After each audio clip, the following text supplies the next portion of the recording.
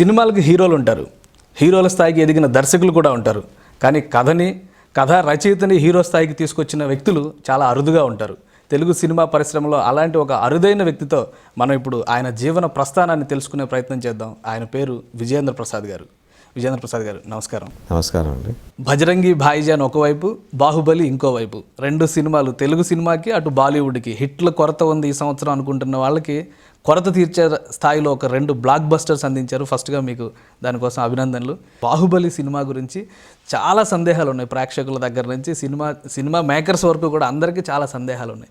ఏంటి బాహుబలి కథ ఏంటి, ఎందుకు రెండు పార్ట్లు అయింది సినిమా, మొదటి పార్ట్ చూసిన తర్వాత లేదు ఒక సంవత్సరం ఆగాల మేము అనేటువంటి పరిస్థితికి ప్రేక్షకుడిని ఎందుకు తీసుకొచ్చారు, ఆ ఆతృతను ఎలా సృష్టించగలిగారు? మీతో పాటు నాకు సందేహాలు ఉన్నాయండి ఈ కథ మీద. మీతో పంచుకోవచ్చా? పంచుకోవచ్చు, తప్పకుండా పంచుకోవచ్చు. నాకు తమిళలో వియత్నాం వీటి సుందరం కానీ పెద్ద రైటర్ ఉండేవారు. ఆయన చాలా తెలివైన ఆయన ఎవరైనా సరే కథ చేసిన తర్వాత అభిప్రాయం చెప్పడం కోసం పిలిచేవారు. కథ చెప్పమనేవారు. కథ అంతా విన్న తర్వాత నోట్లో వచ్చిన జాగ్రత్త వేసుకుని నవ్వులుతూ టెన్షన్లో పెట్టేవారు అందరినీ. పెట్టిన తర్వాత దేని మీద 3 సందేహాలు ఉన్నాయమ్మా అన్నవారు కథ మీద. పాపం డైరెక్టర్ ప్రొడ్యూసర్ చెప్పండి సార్, ఏంటి సార్ అంటే, నేను చెప్పిన దానికి ఎంత డబ్బు ఇస్తారు, ఇప్పుడు ఎంత డబ్బు ఇస్తారు, మిగతా డబ్బు ఎప్పుడు ఇస్తారు, అలా ప్రొడ్యూసర్స్ నాకు రెండో పార్ట్ మీదకి ఎంత ఇస్తారో చెప్పి, ముందు అడ్వాన్స్ ఎంత ఇస్తారో చెప్పి, ఎప్పుడు ఎంత ఇస్తారో చెప్తే అప్పుడు రెండో పార్ట్ గురించి అప్పుడు ఆలోచిస్తానండి. అంతవరకు ఆలోచించదలుచుకోలేదు. కానీ చూసిన వాళ్ళకి మాత్రం కథ ఇంకా చాలా ఉంది. ఇప్పుడు ఓన్లీ ట్రయల్ వర్షన్ చూసినట్టే అనిపించింది ఫస్ట్ పార్ట్. ఆ మాట కరెక్ట్గా చెప్పారండి. ఒక అమ్మాయి, ఎవరో కాదు దీనిలో డైలాగ్ రైటర్ విజయవాడ ఆవిడ నాతో అంది, అన్నయ్య గారు ట్రైలర్ చాలా బాగుందండి, 2.5 గంటల ట్రైలర్ చూపించారు, చాలా బాగుంది ట్రైలర్ ఉంది. అదేంటమ్మా అంటే, మొత్తం అంతా ట్రైలర్ చూపించారు కదండి, ఆఖరి చిన్న సస్పెన్స్ పెట్టి వదిలేశారు, ట్రైలర్లు అలాగే కదా వదులుతారు అని చెప్పింది. చాలా చక్కగా మీరు ఉదాహరణ చెప్పారండి. Of course it's a trailer రాబోయేదానికి. రైట్. దాంతోపాటు బాహుబలి ప్రపంచ భాషలు అన్నింటిలోకి ఒక రకంగా అడుగుపెట్టినట్టు ఇంగ్లీష్ వర్షన్ కూడా సిద్ధం చేస్తున్నామని చెప్పని ప్రొడ్యూసర్స్ అంటున్నారు. అలానే భారతీయ భాషల్లో తెలుగు, తమిళ్, కన్నడ, మలయాళం, హిందీ ఇన్ని భాషల్లో ఒక భారీ చిత్రాన్ని అందించడం, దానికి మీరు కథను అందించడం అనే అంశాన్ని మీరు ఎలా చూస్తారు? మేము మామూలుగానే చూస్తామండి. అంటే ఊహించారా ఈ స్థాయిలో ఇంత పెద్ద హిట్ అవుతుంది, ఇంత పెద్ద, లేదా ఒక మ్యాగ్నమ్ ఓపస్ అనేది ఒక మాట చెప్తానండి. బ్లాక్ బస్టర్స్ ఎవరు ఊహించరండి. కొన్ని వేళ విశేషాలు అనేలాగా దాంట్లో సమ్మగొడతాయి. రమేష్ చెప్పే గారు గొప్ప మాట చెప్పారు షోల గురించి, great mistakes are never made with intention. అవి అన్నీ సమ్మగొడతాయి. ఇది కూడా అలా జరిగింది. సినిమా హిట్ అవుతుందని తెలుసు. కానీ ధైర్యం ఉండాలి కదా, అన్ని కోట్లు ఖర్చు పెట్టేటప్పుడు హిట్ అవుద్ది అనేది ఎవరు ఊహించలేదండి. అది హిట్ అవుద్దని తెలుసు అండి. అన్ని కోట్లు ఖర్చు పెట్టేటప్పుడు అన్ని కోట్లతో, అంటే సినిమా ఇండస్ట్రీ తెలుగు సినిమాగా స్టార్ట్ అయింది. అది తర్వాత ఇన్ని భాషల్లోకి వెళ్ళడం లేదండి. ముందు అనుకున్నప్పుడే తెలుగు తమిళ తెద్దామని, హిందీ డబ్బింగ్ చేద్దామని ఉద్దేశం స్టార్ట్ అయ్యి పేరు పెట్టడం కూడా అందుకే జరిగింది. బాహుబలి అని. బాహుబలి అంటే కర్ణాటకలో కోటేశ్వరుడు, ఆ పేరు కన్నడ సినిమాలో అందరికీ పరిచయం. రాజమౌళి పేరు కూడా కన్నడ సినిమా బాగా తెలుసు కాబట్టి అక్కడ వర్కౌట్ అవుతుంది. బాహుబలి అంటే బలమైన బాహువులు గలవాడు. తెలుగులో కూడా తమిళ్లో కూడా బాగుంటుంది.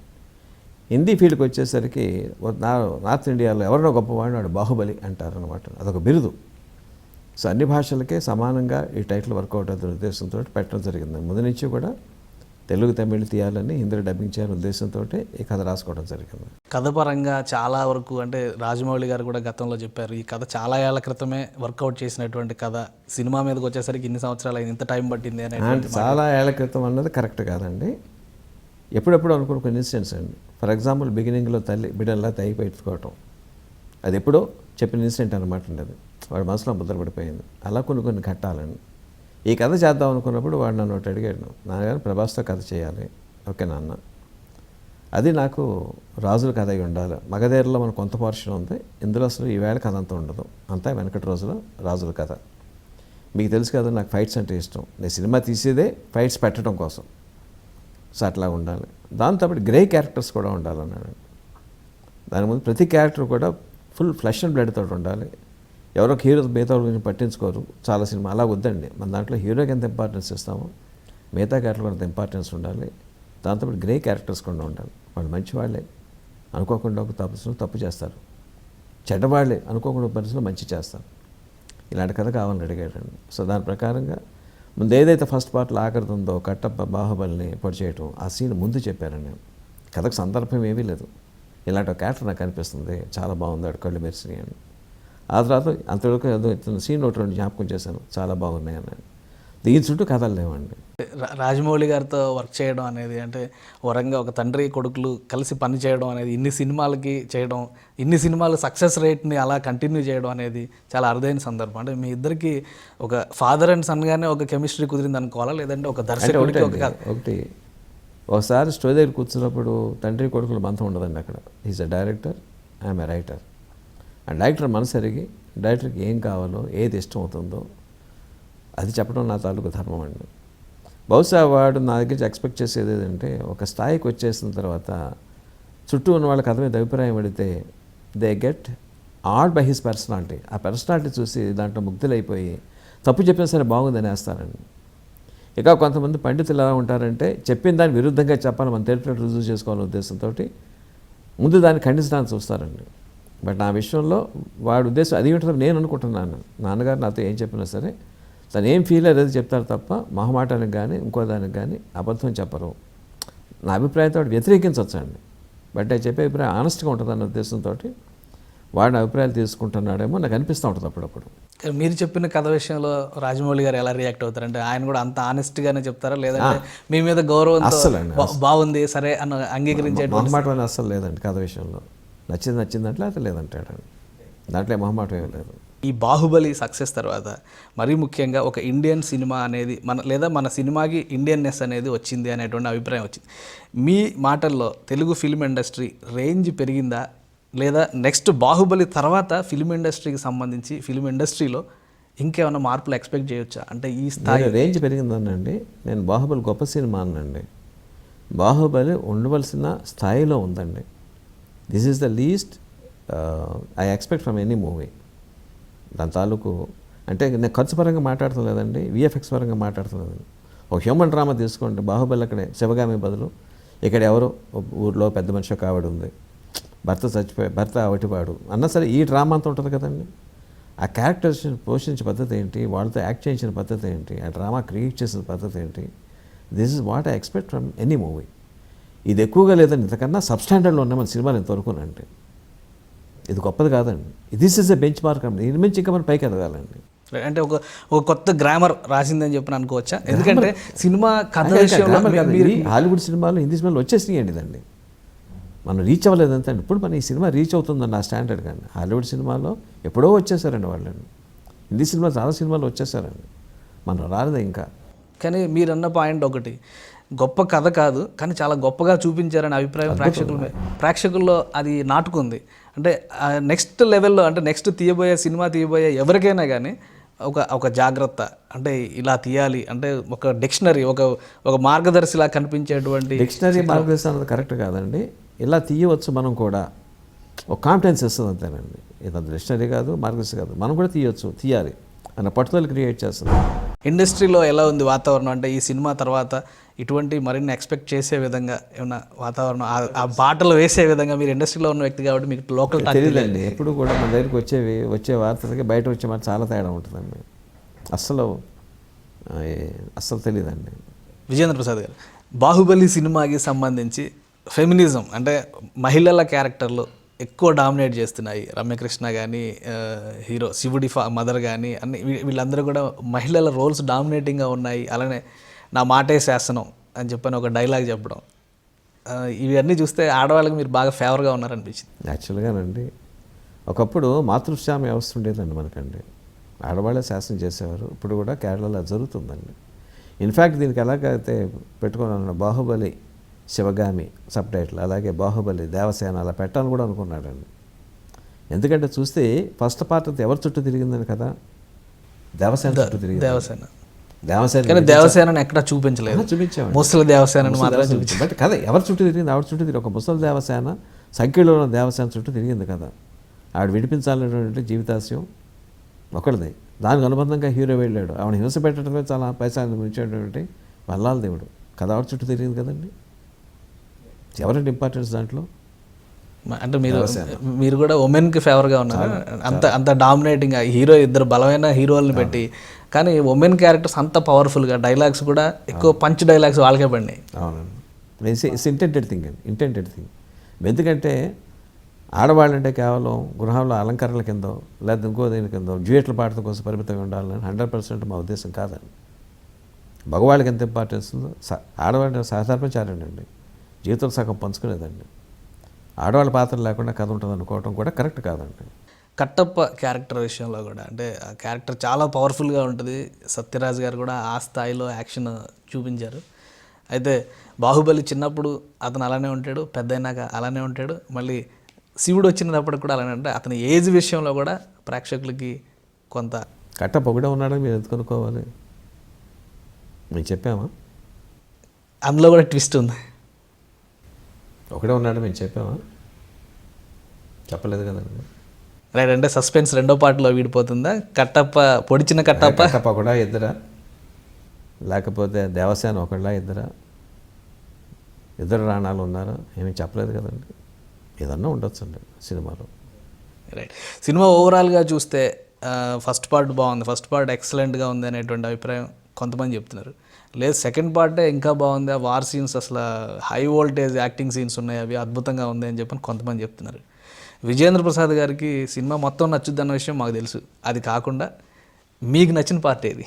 ఇంకో రకంగా చెప్తానండి, కొన్ని సినిమాల్లో ట్రైలర్ అద్భుతంగా ఉంటుంది, సినిమా నీరసంగా ఉంటుందండి. కొన్ని సినిమాల్లో ట్రైలర్ ఎంత చూపిస్తారంటే కడవంతా ఉంటే ఒక నీటి చొక్క చూపిస్తారండి. ఇది రెండో కోవకు చెందిందండి. సో రాబోయే సినిమాలు ఎంత గొప్పదో దాని తాలూకు ఒక దృష్టాంతం అంతే అండి, ఎగ్జాంపుల్ అంటే ఇది. కానీ పార్ట్ 1 మీకు ఇష్టమా, సెకండ్ పార్ట్ నచ్చింది? చెప్పాను కదండి, ఇష్టం కదండి. పార్ట్ 1 అంతా కూడా సెకండ్ హాఫ్ ఎంత గొప్పది చెప్పడం కోసమే పార్ట్ 1 అండి. తర్వాత బజరంగి భాయిజాన్ గురించి ఒక 2 నిమిషాలు చర్చిద్దాం మనం. సినిమా తీయడం అనేది ఒక ఎత్తు అయితే, రికార్డులు పెట్టడం అనేది మరొక ఎత్తు. బాహుబలి సినిమా ఒక రికార్డు పెట్టింది, బాలీవుడ్ కాదు అసలు ఇండియన్ సినిమాని ఆవిష్కరించింది. ఈ ఇండియన్ ఎరీనాలో ప్రపంచవ్యాప్తంగా ఇండియన్ సినిమా స్టామినా ఇలాంటిది అనేటువంటి బాహుబలి సినిమా తీసుకొచ్చింది అనుకుంటే, బాలీవుడ్ సత్తాని ఇంకొంచెం పైకి తీసుకెళ్ళింది బజరంగి భాయిజాన్. 3 రోజుల్లోనే 180 కోట్ల వరకు బాక్స్ ఆఫీస్ రికార్డులు వచ్చినాయని చెప్పని పత్రికలన్నింటిలో కూడా వార్తలు వస్తున్నాయి. దానికి మీరే కథ అందించారు. ఆ సక్సెస్ని మీరు ఎలా చూస్తారు? అదృష్టం అండి, అది అదృష్టం. అంటే నేటివిటీని బట్టి చూస్తే ఒక వ్యక్తి తమిళ సినిమాకి కథ అందిస్తే తమిళ్ నేటివిటీని, అలానే తెలుగు సినిమా కథ అందిస్తే తెలుగు నేటివిటీని ఇలా చూడొచ్చు. కానీ ఇట్లా ఏ జానర్లోకి వెళ్ళినా, ఏ భాషలోకి వెళ్ళినా కానీ, ఏ జానర్లోకి వెళ్ళినా కానీ సక్సెస్ సాధించడం అనేది విజయేంద్ర ప్రసాద్ గారికి మాత్రమే సాధ్యమైందని కాదండి. ఎంతోమంది రచయితలు రాస్తారు. ఎంత కథ ఎంత పర్సనల్ అయితే దాని తాలూకు అప్పీల్ అంత యూనివర్సల్ అండి. ఎందుకంటే బేసిక్ ఎమోషన్స్ తీసుకుంటే తల్లి బిడ్డల అనుబంధం ఏంటి, భార్యాభర్తల అనుబంధం ఏంటి, అన్నదమ్ముల అనుబంధం ఏంటి, దాన్ని దాటి మనం బయటకు వెళ్ళలేమండి. హ్యూమన్ సొసైటీలో ఎటండి ఈ బంధాలు కదా మనం తగులుతాయి. దాన్ని మనసులో పెట్టుకుని చేస్తే కదా దానికి భాషా భేదాలు ఉండవండి, సరిహద్దులు ఉండవండి. అంటే బజరంగి భాయిజాన్ కథ ఏంటి, ప్రేరణ ఏంటి? ఆజాద్ కాశ్మీర్ పైన దృష్టి పెట్టాలి అంటే అంత అదండి. సుమారు ఒక 8 years బ్యాక్ అండి, 8 or 9 years బ్యాక్ నేను మా అసిస్టెంట్లో కూర్చొని పసివాడి ప్రాణం సీడీ చూస్తున్నానండి. చిరంజీవి గారి సినిమా నాకు చాలా ఇష్టం. ఆ సినిమా ఎన్నిసార్లు చూసారు, నాకు కళ్ళ నీళ్ళు వచ్చినాయి. అప్పుడు 7 సంవత్సరాలు అప్పుడు వచ్చినాయి. ఎంత బాగుంది ఈ కథ మీద మళ్ళీ వర్కౌట్ చేద్దామా, చేస్తే ఏం చేద్దాం. అక్కడ బాండేజ్ పెట్టిన ఒక మోగ పిల్లవాడు ఓ హీరో వచ్చింది అనగానే కాంచెప్పు దగ్గర పనిచేసేవాడు, కీరవాణి వాళ్ళ తమ్ముడండి. ఒట్టిని చేస్తే ఏం బాగుంటుందండి, ఆ పిల్లవాడు డేంజర్ ఉంది కదా, పాకిస్తాన్ నుంచి ఉందనుకోండి డేంజరు, హీరో వెళ్ళి పాకిస్తాన్లో ఆ డేంజర్ సాల్వ్ చేయాలనుకుంటే బాగుంటుంది కదా అన్నాడు. చాలా బాగుంది అనుకున్నాను. ఇమీడియట్ పక్కన మహాదేవ్ అని చెప్పి ఇంకొకప్పుడు నాకు పనిచేసేవాడు, మిత్రుడు సినిమా డైరెక్టర్. అతను అన్నాడు, అయితే పని చేయండి, హీరోని ఆన్ చేస్తాం భక్తుడిగా చేయండి, మాట్లాడి జై శ్రీరామ్ అంటూ ఉంటాడు. ఇలాంటి పాకిస్తాన్ వెళ్తే ఇంకా డేంజర్ కదా అన్నాడు. రెండు చాలా బాగున్నాయి. దీని మీద ఏం కథ చేద్దాం చాలా రోజులు దొరికాను. మమ్మల్ని గద్దర్లాగా పాకిస్తాన్ వెళ్ళి అక్కడ కొట్టి జై శ్రీరామ్ అంటాడు అలాగంటాడంటే తప్పేం కాదు, కానీ దాంట్లో నవ్యత్వం ఏం కనిపిస్తుందా. సో చాలా రోజులు మనసులో లింగర్ అవుతుంటే ఆ తర్వాత కొన్ని సంవత్సరాలకి టీవీలో ఒక ప్రోగ్రాం చూశాను. ఆ ప్రోగ్రాం ఏంటంటారండి, పాకిస్తాన్ నుంచి ఒక భార్యాభర్త పేదవాళ్ళు, వాళ్ళ చిన్న పాప హార్ట్ ఆపరేషన్ చేయాల్సి ఉంటే అక్కడ 15 లక్షలు ఖర్చు అవుతుంది. అది ఎఫర్ట్ చేయలేక చెన్నైలో 2 లక్షలు 3 లక్షలు చేస్తున్నారు అపోలో హాస్పిటల్ అని చెప్పని అక్కడికి వచ్చి చేయించుకున్నారు. వాళ్ళు ఏ పరిస్థితి వచ్చారో హాస్పిటల్ వాళ్ళు తెలుసుకుని ఫ్రీ ఆఫ్ కాస్ట్ చేశారండి వాళ్ళు. సో దాని స్పందనగా వాళ్ళు టీవీలో ప్రోగ్రామ్ ఇచ్చారండి. నిజంగా కురిసి టీయర్స్ ఇన్ ద భార్యాభర్తల కళ్ళల్లో కృతజ్ఞత భారతదేశం వాళ్ళ పట్ల ప్రజల పట్ల చూపిస్తూ వాళ్ళు బాధపడుతూ మాకంతా వేరే రకం ఇన్ఫర్మేషన్ ఫీడ్ చేశారండి. ఇండియాకి వెళ్తే మళ్ళీ వెనక్కి వస్తావరా అసలు ఏంటి, హిందువులు అంటే ఏంటి, అలా ఇండియన్స్ అంటే ఏంటి, ఎలాగ ఉంటారు అని చెప్పారండి. చూస్తే ఎంత మంచిగా ఉన్నారు, ఎంత బాగున్నారు ఇక్కడ. అట్లాగే ఇక్కడికి వచ్చింది నాకు అర్థమైంది, మా పాకిస్తాన్ మీకు ఎట్లా అనుకుంటా అని చెప్పింది. మాకు అట్లా కాదండి, మా గొడవలు అక్కర్లేదు, స్నేహంగా ఉండాలనుకుంటాం. మీరందరూ వచ్చి మా పాకిస్తాన్ చూస్తే బాగుండు, మా అందరూ వచ్చి ఇక్కడ చూస్తే బాగుండు అని చెప్పి వాళ్ళు ఎక్స్ప్రెస్ చేశారు. Then that set my mind thinking. ఇంతవరకు ఇండియా పాకిస్తాన్ రిలేషన్స్ ఎన్ని సినిమా వచ్చినా హిందుస్థాన్ జిందాబాద్, పాకిస్తాన్ ముర్దాబాద్ అంటమే తప్ప అసలు 70 సంవత్సరాల క్రితం ఒకటే నేషనల్ కదా మనందరం కలిసి. విడిపోయేంత మాత్రం అనందం విడిపోయేంత మాత్రం కొట్టుకు చావాలా, ఆస్తు మప్పుగా కొట్టుకు చావాలా, చావక్కర్లేదు కదా. సో ఇద్దరి మధ్య మానవత్వం పరిమళింపే చేసే ఒక చిన్న ప్రయత్నం చేద్దాం అన్న ఉద్దేశం రాగానే ఈ కథలకు స్వరూపం తీసుకుందండి. కథల్ని తయారు చేసుకునేటప్పుడు కమర్షియల్ యాంగిల్ని ఆలోచిస్తారా? ఇందాక హీరో ఉండడు, మీ కథలో హీరో ఉండడు, ఒక హీరోయిక్ డీడ్స్ చేసే ఒక క్యారెక్టర్ని మీరు ఏ పాత్రధారి ఎవరో వేస్తే వాళ్ళు సల్మాన్ ఖాన్ కావచ్చు, అమీర్ ఖాన్ కావచ్చు, ప్రభాస్ కావచ్చు, రానా కావచ్చు. అలానే కథల్ని హ్యాండిల్ చేసేటప్పుడు, కథల్ని తీసుకునేటప్పుడు ఇటువంటి ఫీచర్స్, ఇటువంటి ఎలిమెంట్స్ ఉండాలి. కమర్షియల్ ఫార్ములా సక్సెస్ కావాలి అంటే సినిమా అంటే ఫైనల్గా సక్సెస్ ఉండాలి. డబ్బులు లేకపోతే ఇన్ని సినిమాలు తీయలేము, ఇంత సక్సెస్ చూడలేము కూడా. కాబట్టి ఆ యాంగిల్ని ఎలా మిక్స్ చేస్తారు? సమాధానం మీరే చెప్పారండి. ఇప్పుడు మామూలుగా నేను ఏ కథలు రాసిన దానికన్నా చాలా గొప్ప కథలు, చిన్న కథలు గాను, నవల్స్ గాను కొన్ని వందలు ఉన్నాయండి, మన తెలుగు వేలల్లో ఉన్నాయండి. కానీ వచ్చేది పారితోషికం ఏం పెడుతుందండి? 100 ఇస్తారు, 1000 ఇస్తారు, వేలల్లో ఉంటాయండి. పెద్ద సినిమాకి రాస్తే లక్షల్లో ఉంటుందండి. సో అంతమంది ప్రేక్షకుల్ని సినిమా హాల్కి రప్పించాలంటే ఈ కథ మూలం అండి. సో అందరి జనాన్ని రంజింప చేయడానికి ఏమేమి ఎలిమెంట్స్ పెట్టాలో అవన్నీ పెట్టాలండి. లేదంటే వందలు మాత్రమే ఇచ్చేటువంటి కథా రచయితలు ఉన్నటువంటి సమాజంలో విజేంద్ర ప్రసాద్ గారు అసలు ప్రస్థానాన్ని ఎలా ప్రారంభించారు? సినిమా కథకుడిగా లేదా సినిమాకి కథలు అందించేటువంటి రచయితగా ఉండాలి అనే సంకల్పంతోనే వచ్చారా, లేదంటే యాదృచ్ఛికంగా ఇటువైపు మళ్ళారా? యాదృచ్ఛికం అండి. మా అన్నయ్య అంటే శివదత్త గారు, శివశక్తి దత్త గారు, కీరవాణి వాళ్ళ నాన్నగారు ఎన్నో కళల్లో ఆరితేరిన మనిషి అండి. పాటలు పాడగలడు, రాయగలడు, సంగీతం మీద అభిరుచి ఉంది, కథలు రాయగలడు, చిత్రలేఖనం ఉంది. తను డైరెక్టర్ అవ్వాలని అయితే చూడాలని మా కోరిక. రకరకాలు చేసి మెడ్రాస్ వచ్చి సినిమా తీసి సగం లాగిపోయి ఆస్తి అంతా అమ్ముకుని, ఒకప్పుడు కొన్ని 100 ఎకరాల ఆస్తి ఉన్నట్టు మేము తెల్లవారు లేస్తే కేజీ మేము ఎక్కడి నుంచి వస్తాయని ఎత్తుకునే పరిస్థితిలోకి కొన్ని నెలలు, సంవత్సరాలు గడిపేవాడిని. అప్పుడు రాఘవేంద్రరావు గారు ముఖర్జీ అని నాకు క్లాస్మేట్ ఫ్రెండ్ ద్వారా తెలుసుకుని మా అన్నయ్యని గౌరవించారండి. ఏం అడగకుండా ముందు కొంత డబ్బు ఇచ్చారండి. ఆయన చేసి కథలో వర్క్ చేయమన్నారు. అన్నయ్యతో పాటు నేను వెళ్తూ ఉండేవాడిని. ఓహో, సినిమా కథ అంటే ఇలాగా. అప్పుడు నాకు అర్థమైందండి, కథ చేయాలంటే అబద్ధాలు బాగా చెప్పే టాలెంట్ కావాలని అర్థమైంది. ఎందుకంటే కథ అనేది నిజం కాదండి. ఒక అబద్ధం తర్వాత ఇంకొక అబద్ధం, ఒక అబద్ధం తర్వాత ఇంకొక అబద్ధం పేర్చుకుంటూ వెళ్ళాలండి. పేర్చుకుంటూ వెళ్ళి ఎంత గొప్పగా చెప్పాలంటే ఏం నిజం అనిపించాలి జనానికండి. సో అబద్ధం ఆడే నేర్పు బాగుండాలండి. అది బాగా అడగాలండి అబద్ధాలు. ఓహో, మనం కూడా కథ రాయొచ్చు అనిపించి రాయటం మొదలుపెట్టానండి. కానీ ఏ liar should have good memory అంటారు. అబద్ధాలు చెప్పే వాళ్ళకి మంచి జ్ఞాపక శక్తి ఉండాలండి. అంటే మీరు జ్ఞాపక శక్తి అక్కర్లేదండి. నా కథలో ఎప్పుడు మీరు నిద్రలో లేపడినా సరే కథలు చెప్తానండి, ఎక్కడ మర్చిపోనండి. ఏ కథకైనా కానీ అతుకులు బొంతలా అనిపించకుండా కథ నరేషన్ ఫ్లోటింగ్. అబద్ధం ఆడితే గోడ కట్టేట్టు ఉండాలంటారు చూడండి, అలాగా. అంటే విజేంద్ర ప్రసాద్ గారు శివశక్తి దత్త గారు వెనకాల వెళ్ళకపోయి ఉంటే అసలు ఏం చేసి ఉండేవాళ్ళు? తెలియదండి ఏం చేస్తుండేవాళ్ళు. అంటే ఒక దారి మీరు అనుకుని ఉండొచ్చు కదా, ఒక మార్గం. రకరకాలు అనుకున్నామండి అన్నీ. I'm successful failure in all those things అండి. కానీ చాలామందిలో ఆసక్తి ఉంది, ఎందుకంటే రాజమౌళి గారి గురించి చాలా తెలుసు చాలామందికి, రాజమౌళి గారి సక్సెస్ చూసిన తర్వాత. కానీ ప్రతి సక్సెస్ వెనకాల మీరు నిలబడి ఉన్నారన్న విషయం ఆయన చెప్తున్న ప్రతిసారి అందరికీ తెలుసు. కానీ మీరేంటి అనేది చాలా తక్కువ మంది తెలుసు. మీరు బయటకు వచ్చి మాట్లాడిన సందర్భాలు కూడా చాలా తక్కువ. కాబట్టి అసలు మీ లైఫ్ని మీరు ఎలా డిజైన్ చేసుకోవాలనుకున్నారు, మీరు ఇటు ఎలా వచ్చారు అనే ఆసక్తి ఉంటుంది చూసి. కూడా మా అన్నయ్య వెనకాల ఉండాలని అంతే కోరిక, అంత మించి ఏమి ఉండేది కాదు. అన్నయ్య తీసి బాగా పేరు వస్తే let us bask in the reflected glory, అన్నయ్య పేరు వస్తే చాలు, ఆటోమేటిక్గా అది మనకు వచ్చినట్టే. రైట్. ఫస్ట్ పిక్చర్ జానకి రాముడికి మీరు కథా రచయితగా వెళ్ళడానికి ఆ అవకాశం మీకు ఎలా వచ్చింది? ఒకసారి రాఘవేంద్రరావు కవర్ చేశారండి. చేసి మోగ మనసులు సినిమా తీయాలి, మోగ మనసులా ఉండకూడదు అన్నారండి. మోగ మనసు తెలిసింది కాబట్టి ఇమీడియట్గా ఆయనతో చెప్పిన పని చేద్దామండి, ఆ అమ్మాయిని ఈ విజయశాంతిని ఆవిడ మోగపిల్లని చేద్దామండి. ఇంటర్లో వరకు ఆ అమ్మాయికి వాయిస్ రెప్పించ్ కోసం హీరో పడే తంటాలు, జమున్ క్యారెక్టర్ ఏదైతే ఉందో ఆ అమ్మాయిని అబద్ధాలు సత్యవతం చేద్దాం. ఇంటర్వ్యూలకి ఆ అమ్మాయి తెలియటం, ఈ అమ్మాయిని ప్రేమించింది, ఈ మార్పు చేద్దామండి. బాగుందన్నారు. ఇంకా అక్కడి నుంచి ఆ కథ స్టార్ట్ అయింది. ఆ నేను తర్వాత ఎక్స్పెక్ట్ చేయలేదండి, ఆయనే మా పేరు వేశారు కథ రచయితగా. మామూలుగా గోస్ట్గా పిలిపించి ఏదో రాయించుకుని డబ్బు ఇస్తూ ఉండేవారు.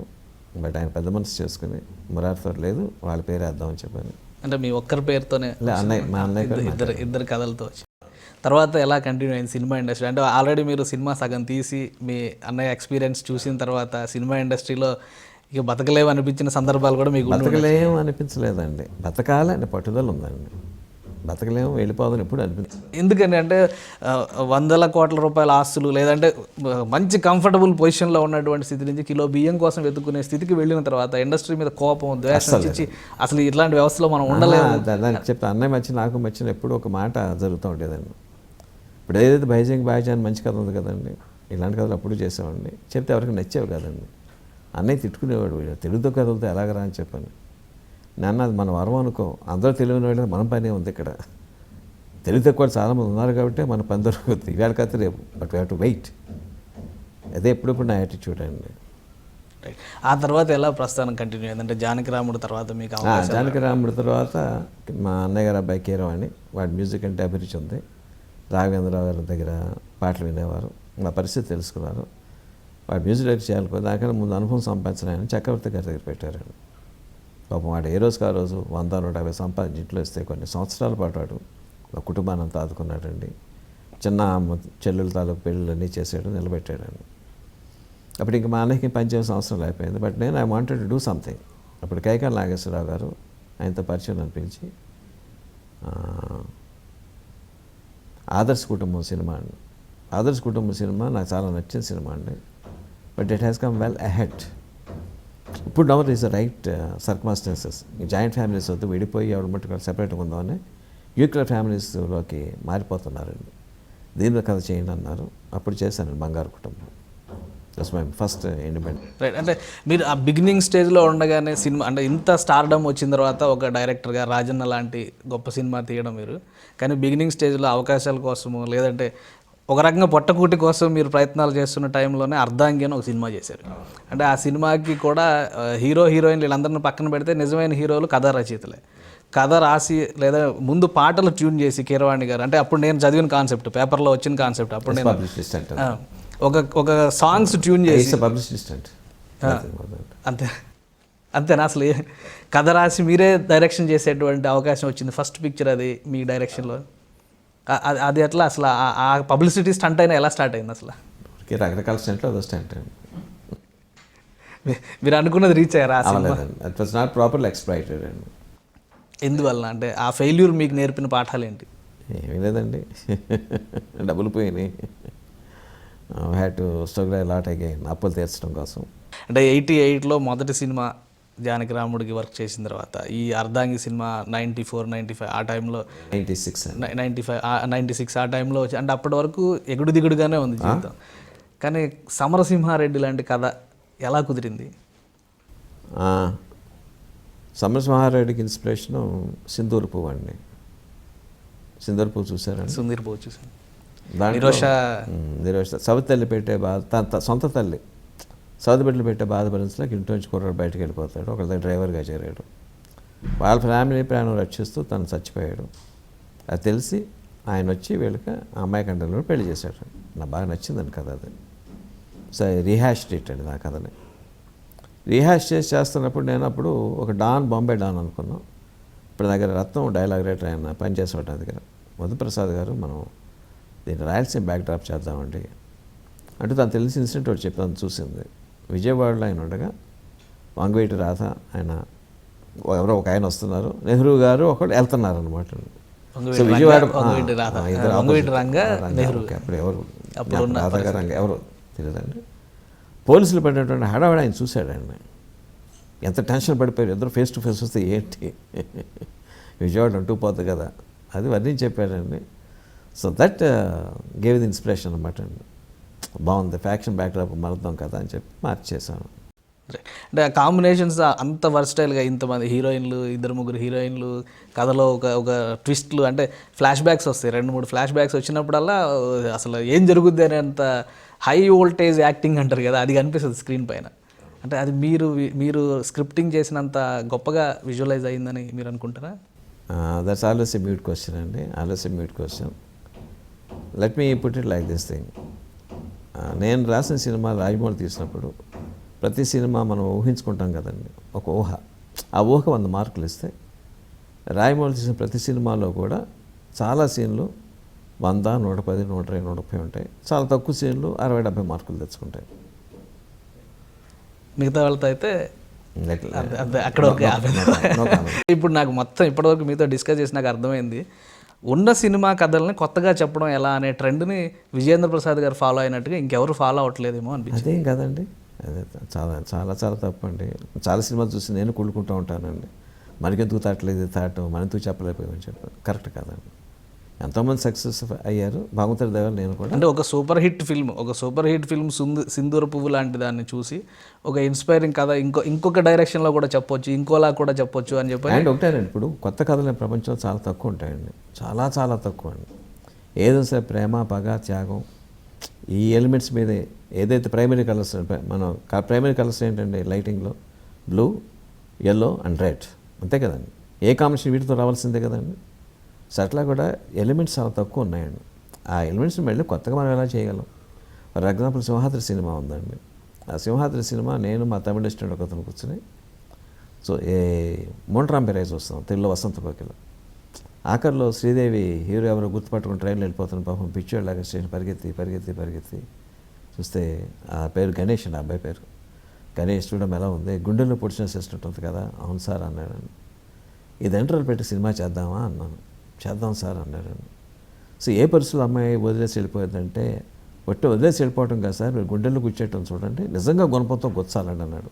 అరే నీకు మతిపోయింది, చచ్చిపోతాడు కదా హీరో అన్నాను. నాకు తెలియదు సార్ గొచ్చాలన్నా, బుద్ధుద్దలే చచ్చిపోతాడు హీరో అన్నాను. నాకు తెలియదు సార్ గొచ్చాలన్నాడు. 2 రోజులు ఆర్గ్యుమెంట్ అయిందండి, అసలు మాట వినేవాడు కాదు, అడ్డంగా కూర్చునేవాడు చచ్చిపోవాలని చెప్పాను. సరే నిజంగా అంత గట్టిగా అంటున్నాడు. నిజంగా ఒక అమ్మాయి గుండెల్లో గుచ్చితే హీరో బతుకుతాడు అనుకోండి, ఏ పరిస్థితుల్లో గుచ్చి ఉంటుంది అని చెప్పి దాని వెనక ముందు కథ తీసుకెళ్తే సింహాద్రి పుట్టిందండి. సో ప్రతి కథకి ఎక్కడో చూడ ప్రేరణ ఉంటుందండి. ఎవరైనా ప్రేరణ లేకుండా కథలు చేశారంటే వాళ్ళ మహానుభావులు అంటాను నేను, లేదా అబద్ధం చెప్తానంటాను, రెండులో ఏదో ఒకటి అండి.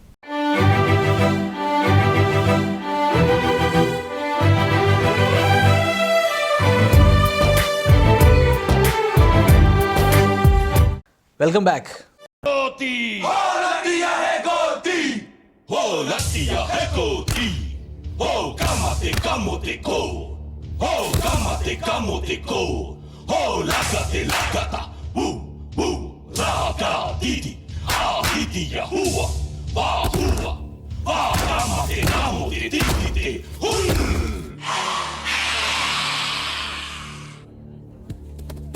మన వాళ్ళు ఎంతమంది వచ్చారయ్యా? 20 మంది కానిస్టేబుల్స్, 20 మంది హోంగార్డ్స్ వచ్చారు సార్. ఏం సరిపోతారు? ఇక్కడ పరిస్థితి చూస్తే గొడవ జరిగేటట్టే ఉంది. మరో 50 మందిని తెప్పించండి.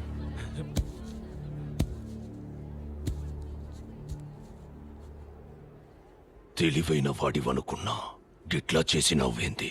ఆ బచ్చాగాళ్ళ కోసమా?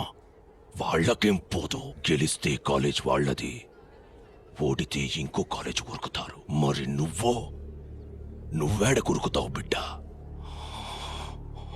నరుకుతా.